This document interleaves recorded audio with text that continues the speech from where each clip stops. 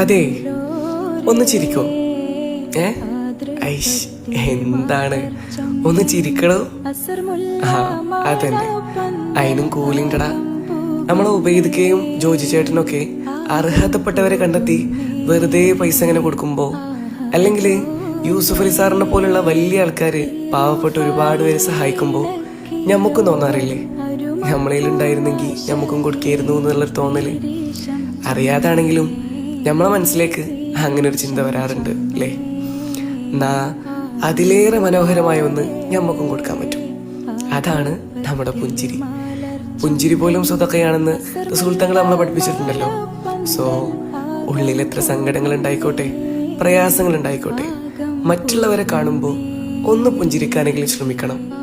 അതുകൊണ്ട് നമുക്കൊന്നും നഷ്ടപ്പെടാനില്ല, പക്ഷേ ചിലതെല്ലാം നേടിയെടുക്കാനുണ്ട്. സോ നമ്മുടെ മുഖം എപ്പോഴും ഒരു പുഞ്ചിരി നിറഞ്ഞതാകട്ടെ. അത് മാത്രല്ല കേട്ടോ, നിങ്ങൾ ചിരിക്കുമ്പോൾ നിങ്ങളെ കാണാൻ പ്രത്യേക മൊഞ്ചാണ്. ആന്ന് സത്യം, ഒന്ന് ചിരിച്ചാ. പിന്നൊരു കാര്യം കൂടെ, if we see someone with a beautiful smiling face, we will never forget them. So keep smiling.